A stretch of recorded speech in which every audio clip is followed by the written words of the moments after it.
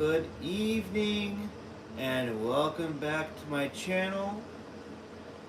I am the Epileptic Explorer, and tonight we will continue our reading in Last Days by Nevill. We are so close to finishing the book. See? Right there. Right there. We're almost done. This is a novel, obviously. Um,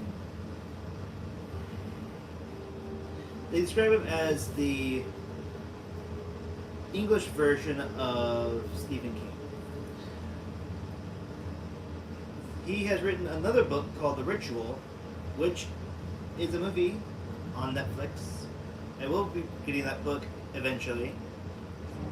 I would say so far, since having read most of this, it did slow down just a tad bit for a few chapters, but it's finally picking up again, so it's getting more interesting. I'm hoping we'll get a good book, we'll get a good read in tonight. I got some music going. If the music's too loud, let me know. Alright. So without further ado, let us read The Last Days. Chapter 28. Mate. Hey, mate. Where is the long hair? Kyle jerked awake, out of a dream filled with barking children. Not me, he pleaded with the children in his dream, who had faces of soot and bayed for what had been taken from them. Sir, yeah. He sat upright, rigid, awake, as a trace of other images dimmed in his mind. Black buildings under yellow skies, squalls from an abattoir. He looked about himself in a panic. A cab. He was in the back of another taxi. Another taxi. He shook himself alert and wiped at the drool on his chin. He was okay. He struggled to get out of the cab. His gut burned with hunger. He was jet-lagged to a concussion. Exhausted. And flu symptom achy. The waking world was surreal. At the end of the short path that led to the front door of his building, he looked up and eyed the dark lounge window. He hadn't closed the curtains before he left. When was that? Early hours of the morning, the day they flew to America. So long ago. Another lifetime. One still precarious, but better than this shuffling horror. Standing up straight was difficult. Down there in the nighttime, the weight of what he had lost was potentially about to lose, and of what he knew curved his spine like a sickle. Outside of home, he had no wish to enter. Drizzle pricked his face. He had to get inside. I had work to do. A new outline for an edit to compose, and an insert to film. A final piece to camera for the rough cut of a documentary he doubted he would live to see aired. But it would be broadcast in the great public theater of his age. That unregulated market of braying narcissists, that wild west of disinformation and fraud, that infinite sea of piracy, the great electorate where the constituency of billions voted their approval with a click of a mouse. The internet. It brought governments down and rewrote history, so his film should be right at home. If it was the last thing he did with the last of himself, he would get a version of the film online. With the last dregs of his energy, he would shoot his postscript quickly, expand the rough cuts of the film with the video diary inserts, and get Fingermouse to cut them together. Upload and post the film online with a trailer at the right time. In his absence, to be premiered posthumously on any site that would have that would have it. He never went back to Camden to look for Dan, or to the police to beg for help. The nullifying futility of either venture struck him the very moment he stood on the street outside Max's apartment building. Max nearly lost an ear. Kyle bent right over and clutched his knees. How had Max fought it off or escaped? He'd not had the time or presence of mind to ask. Max was an old man. Uselessly, he pondered it if it had come down the walls of the master bedroom. With eyes wide and white, he imagined Max using Iris as a decoy to save himself. Wouldn't put it past him, and the impossibility of what Max had just told him, and of what the last day's story had always suggested in the film. He was too desperate to abandon, and that had gotten his best friend killed. He now accepted it as readily as his own miserable and barely continuing existence. He looked up again at his windows and swallowed. The wires in the walls of his flat were made from copper as thin as thread, inside plastic. No intercity protection here. What could he fight with? He ran through a list of his meager possessions. Hammer. There was a hammer in his toolbox. He'd wear it in his belt like a sword.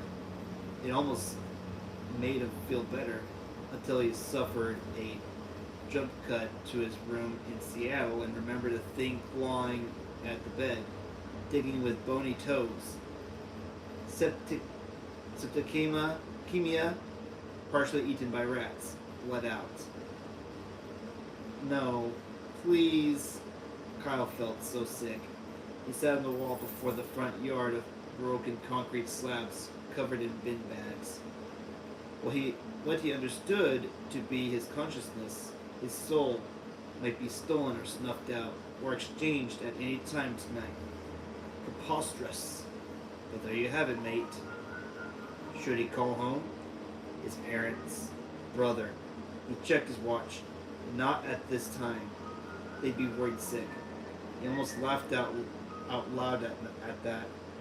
Don't think about it. His family would have to watch his last film online.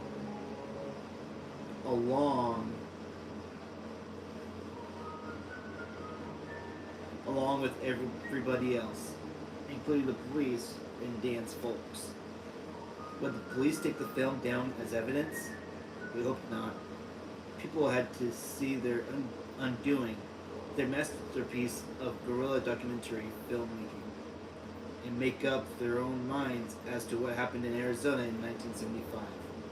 His dream had been realized. Tears burned his eyes, but not from triumph. Stop that, mate. He smiled, sniffed. How many times had he said that to Dan over the years? He wiped at his eyes with his sleeve and then let himself inside the building. Light blazed in his flat. Every bulb and the dawn lights simulators were on. The front door was wide open. He left it that way.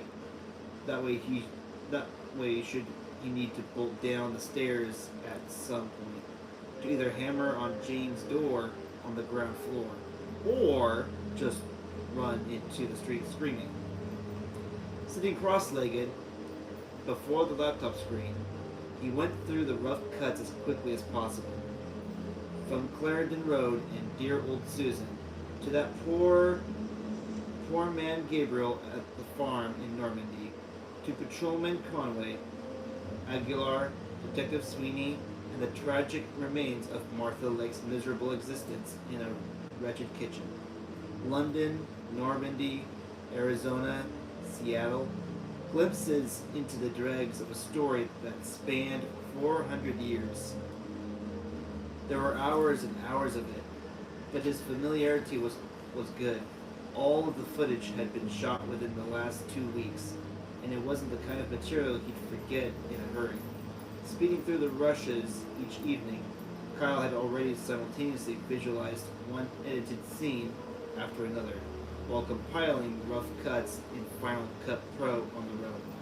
The composition was all in blocks, with few cutaways, but Fingermouse could make it look more interesting to go online with. In a first assembly, adding material from the rushes to Kyle's rough edits. The transition from one scene and location to another would have to be heralded with titles. He made quick decisions on where to include the little inserts he'd shot with Dan when he spoke to camera in their motel rooms about Max. And as he viewed the raw footage, he noted how his face became increasingly drawn, the eyes witless, his aspect harried. He was a wreck.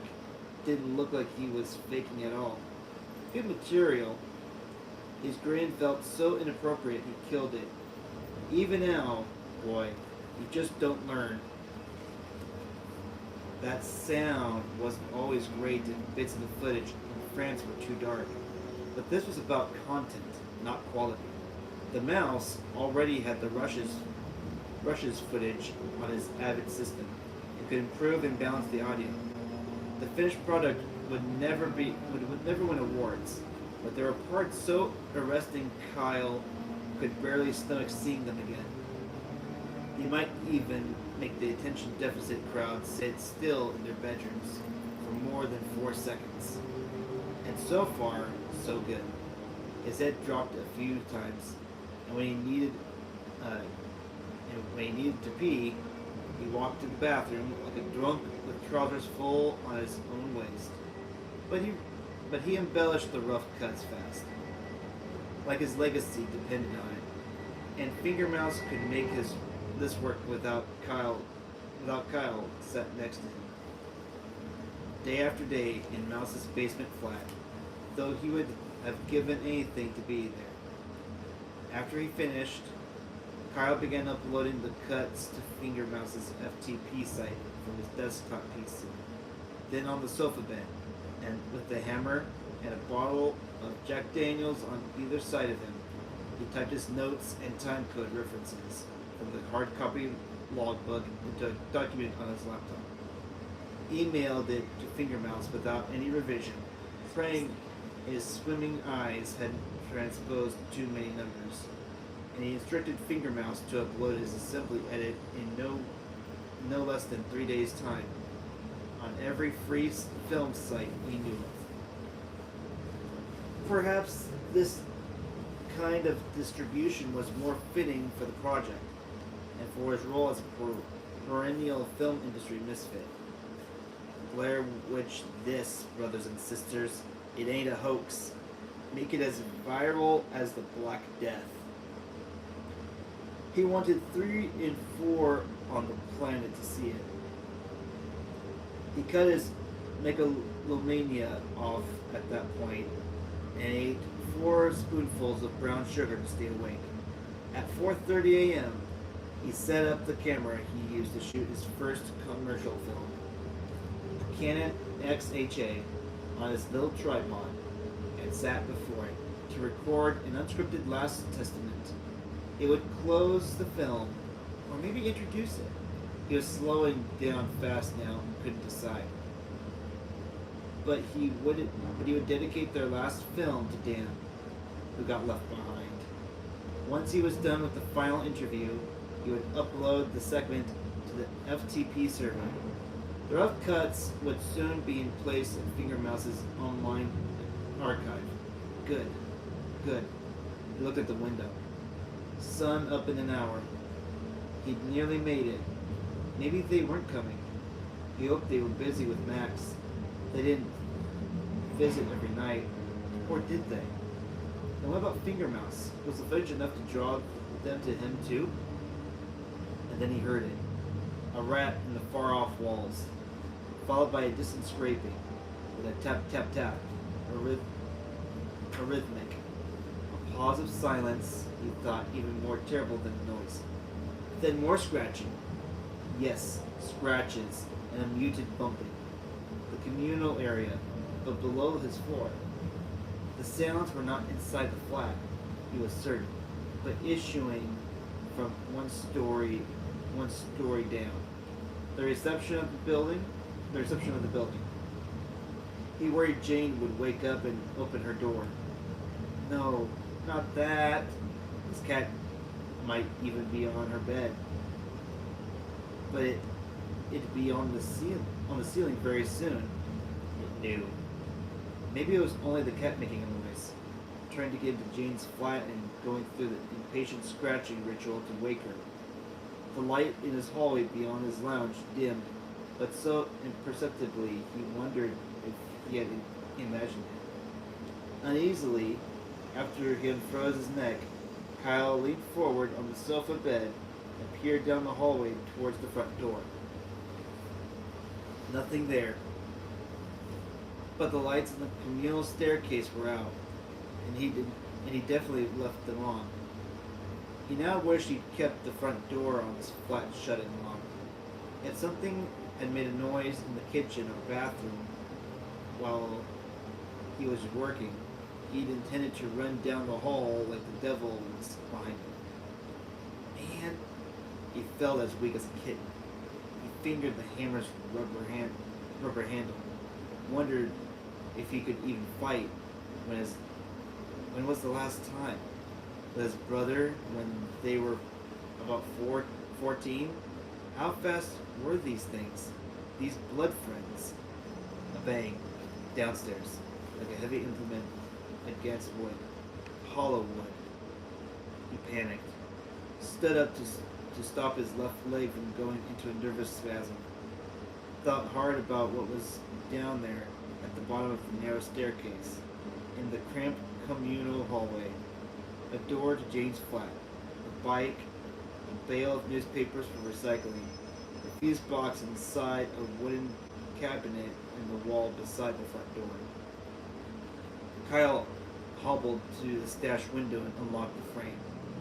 He eased the window up on its recalcitrant runners. The cold came through, woke him up a bit. There was a small ledge outside. All the houses on his side of the street had them. People put plant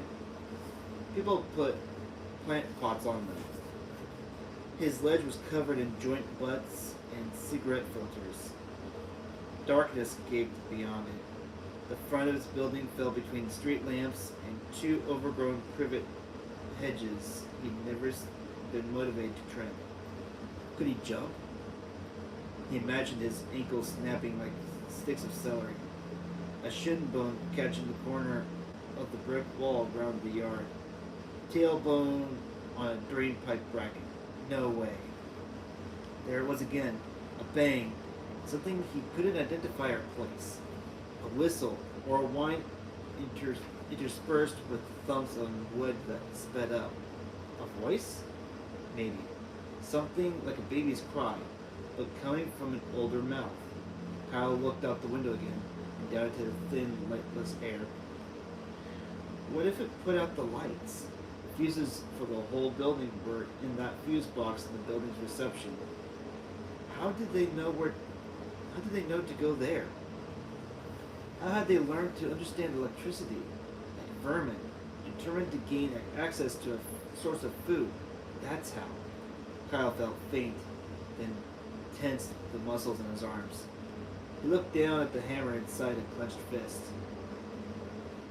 Come on, come on, come on, he started to say to himself in a little chant.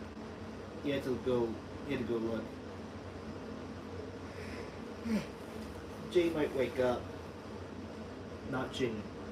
It was bad enough he'd involved Dan in this impossible mess. Dan. Jaw clenched, Kyle collected the torch from his desk, walked across the lounge, and crept down the hall to the doorway on his flat, peered out across the first floor landing to the top of the staircase. Empty. Not daring to breathe, he stepped out and onto the landing.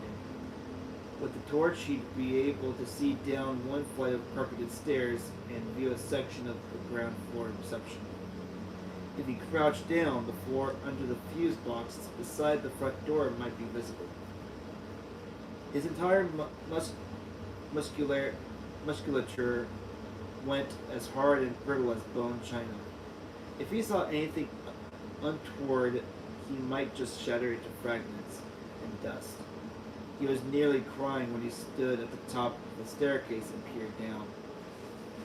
The light from the hallway threw a vague peripheral glow across the top half of the stairs, revealed ingrained lint and oil stains on an old carpet. He crouched, aimed the torch down, and listened, but couldn't bear to switch the torch on. Not yet. Down inside the darkness, he heard a joint crack, a knee, an ankle, maybe a metatarsal. He was not alone. His fingers trembled around the torch handle. Still couldn't bring himself to switch it on. Doubted he could withstand what it might reveal down there. Fingernails raked at plastic. The fuse box, maybe. It snuffled. It whined. Feet bumped. A low animal cry.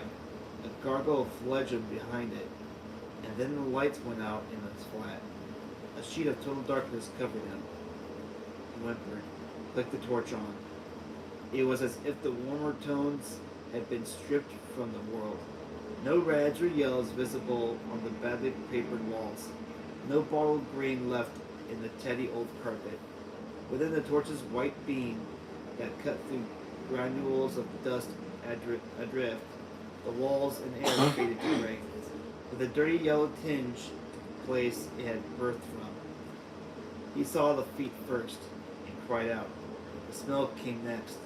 Burned out house, wet with water from a fire engine's hose. Dead pigeons ripened by the sun. Poisoned rats going soft under floorboards.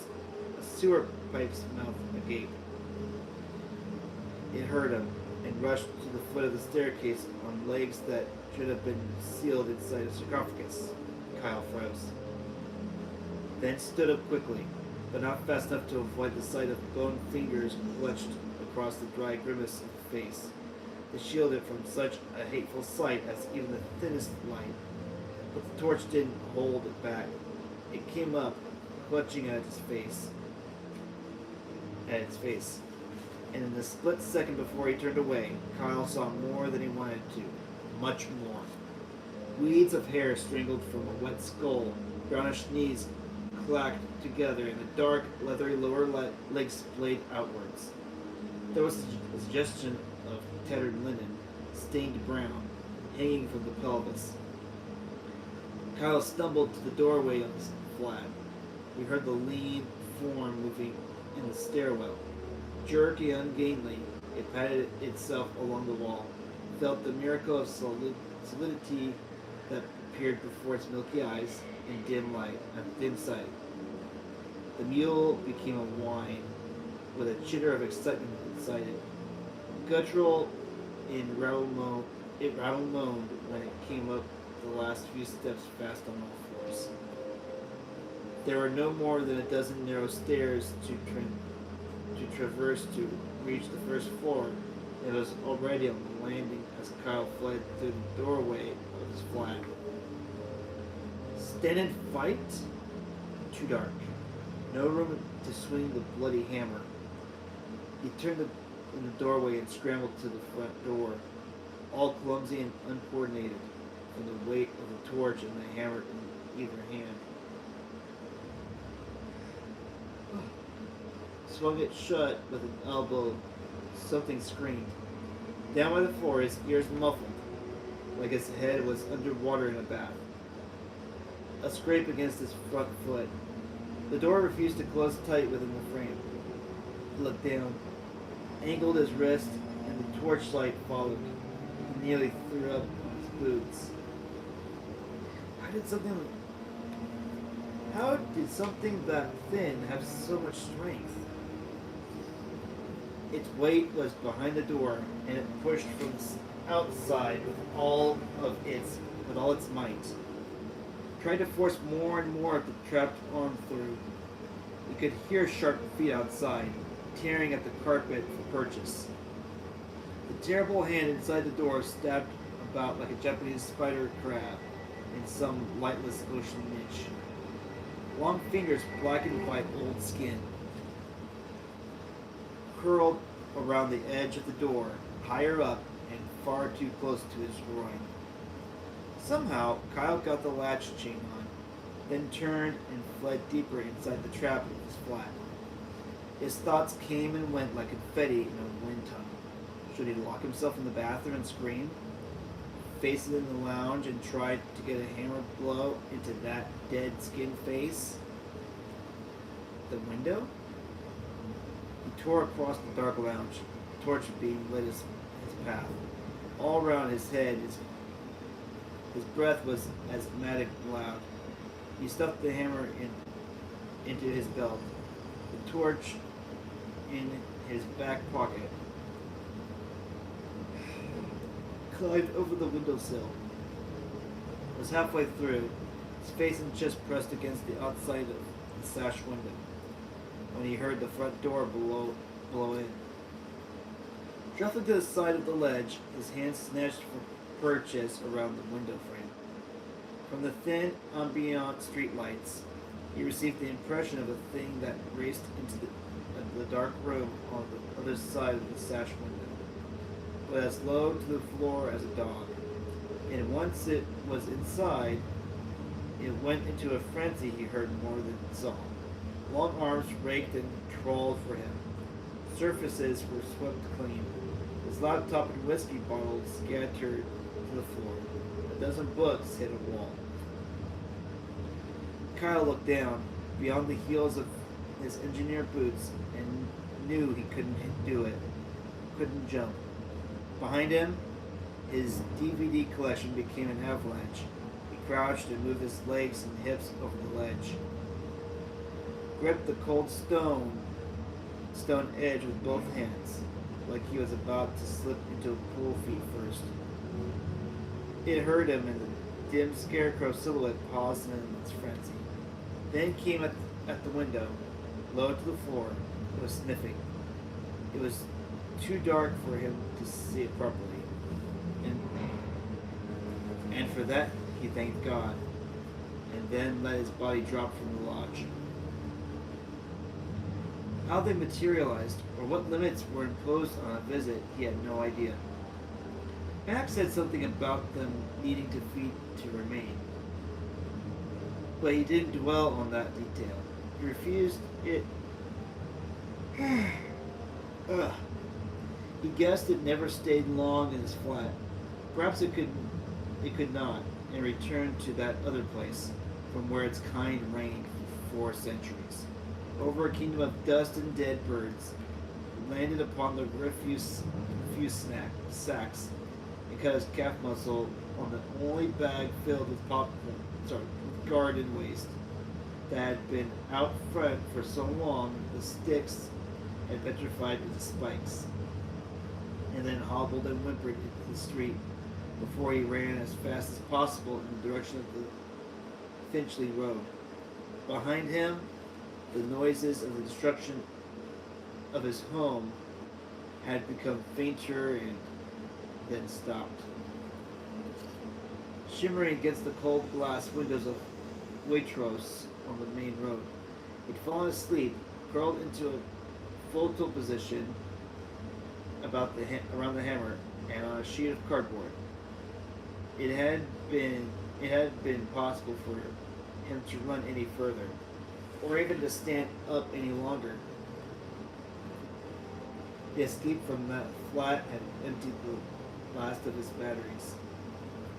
Curiously, no one bothered him as he lay in the street. The supermarket was visible from the road, so a police patrol car may have passed at some point in the 2 hours he shuddered fitfully upon the sheet of cardboard. Perhaps he was becoming a familiar sight all over again, in the new economic downturn. He awoke just after 7. No one in the street even looked at him. He stood up to let the early shift into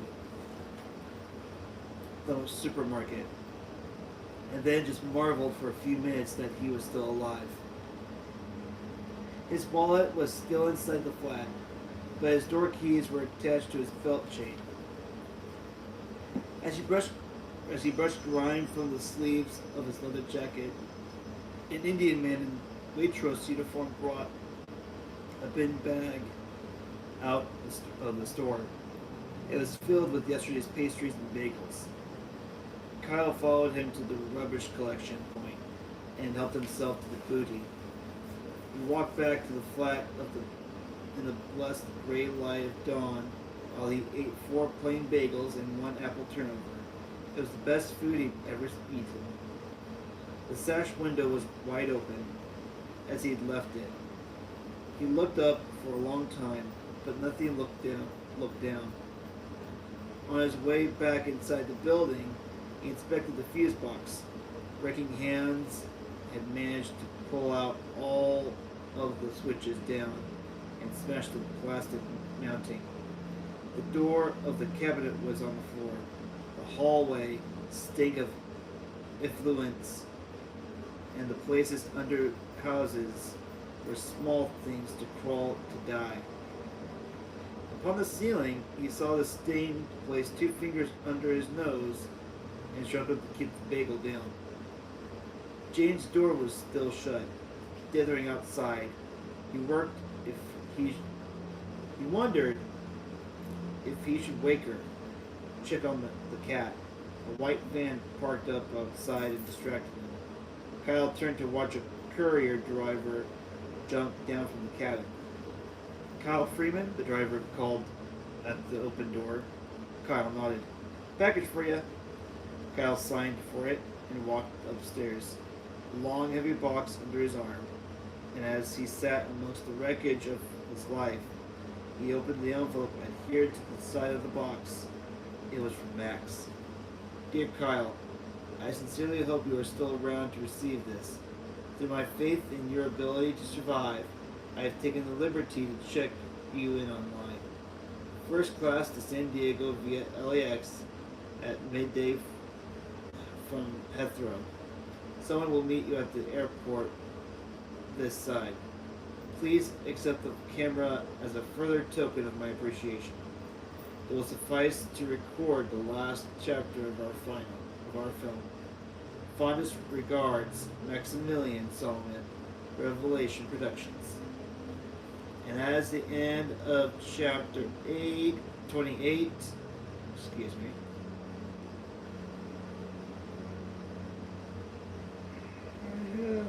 Okay. All right.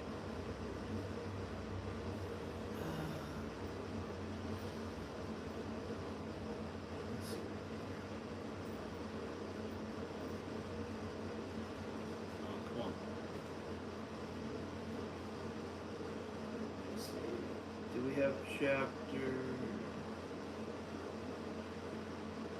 Let's see. Come on. Give me some.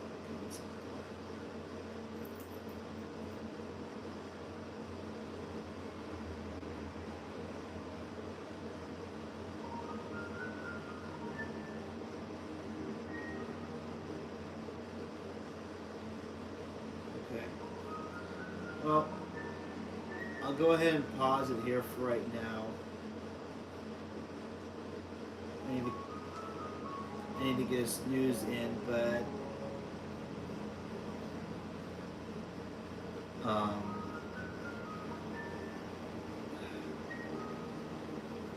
yeah, it's the last part.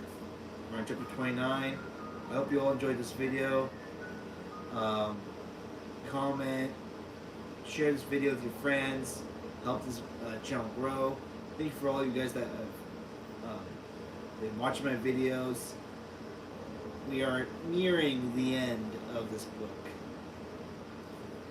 Nearing the end. We have, let's see here.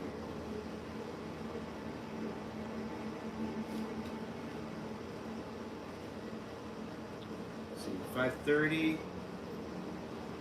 Okay. So we're still under 100 pages left. So, anyway, I hope you all enjoyed this video. Like and subscribe. Thank you to those who have been subscribed to my channel.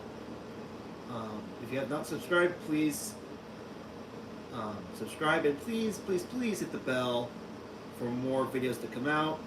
I will do as many as I can with this busy schedule that I've got going at work. But I will do my best to get on here as much as I can because we are so close to finishing this book. So close. So have a good night. Sleep tight, and we'll see you all in the next video. Until then, I'm the Explorer. I hope you all have a fantastic evening.